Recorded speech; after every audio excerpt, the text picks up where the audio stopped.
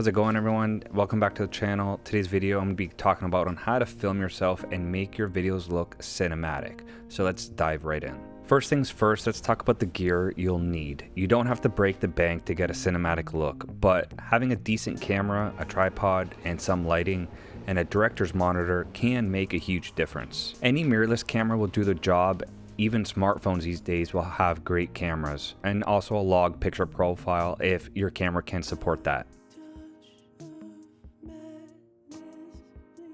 Okay, so this is the small rig light, basically everything that lighting this entire shot right here.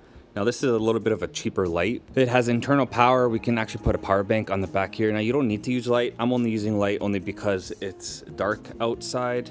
And just to add a little bit more light inside here. This is a smart bulb that's allowing me to boost it up as I talk to Alexa, which is super handy. I love using practicals in my shot. And then this is where the whole setup is right here. This is the Z8. I don't know if I showed my setup earlier in the video, but we got the Blazer RMS 45mm T2. We got a V-mount plate on the back here. The Gimbal TP Mini here for allowing me to transmit this signal over to my wireless monitor. This is my director's monitor looks like, and this is where everything's allowing me to frame my shot and allowing me to keep things in focus. Good lighting is key. Soft natural light or affordable LED lights can give you that cinematic look.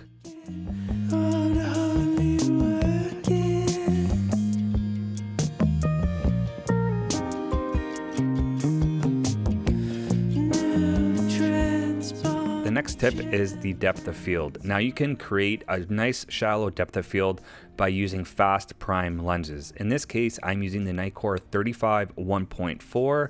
If you do not have a fast prime lens, don't worry, you can still create a nice, good looking image as long as your framing and composition is perfect. Let's talk camera settings. For the cinematic look, pay attention to these settings. I always shoot in 24 frames per second unless I am trying to slow-mo things down. In that case, I would use 60p, but 24 frames per second is going to give you that standard look for that cinematic image. Keep your ISO as low as possible to avoid any grainy footage. So in this case, I am shooting on the Nikon Z8. The standard ISO for N-Log is ISO 800, and then the second base ISO is ISO 4000.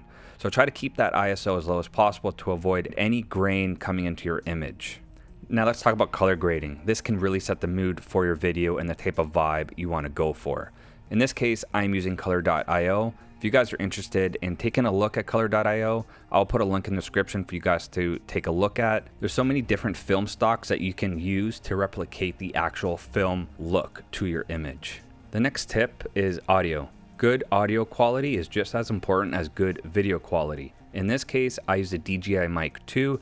Now, if you guys don't have anything similar, you can just use any good wireless lav system. So that is just kind of like my process on how I shoot myself and get myself properly framed and exposed, depending on the monitor you are using. But I gotta say, using a director's monitor is game changing.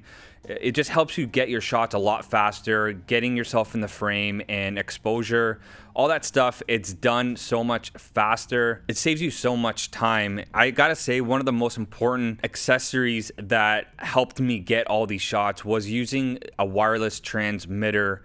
And I gotta say, big shout out to Gimbal for sending me these transmitters, because without this, I wouldn't even be able to use my director's monitor, because without transmitting a signal from the Nikon to the director's monitor, I obviously wouldn't be having a signal. I'm not saying you need to go out and spend all this money and you're gonna get a good looking image. This is just the way I shoot my videos and how I get my shots. Now, I'm fortunate enough to have this studio that I built, and thank you to a good friend, Frank, for helping me build this.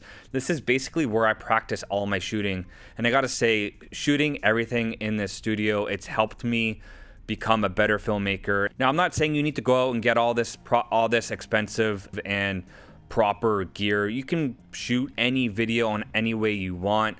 I'm just saying, having some of this gear that I listed in this video, it is going to help you frame your shot and help you make your videos or vlogs, YouTube videos, whatever it is, and it's gonna help you make those videos faster. Now that's it for this video. If you guys have any comments or questions regarding my rig, director's monitor, or any accessories that I've listed in this video, let me know in the comments below. Other than that, we'll see you guys on the next video.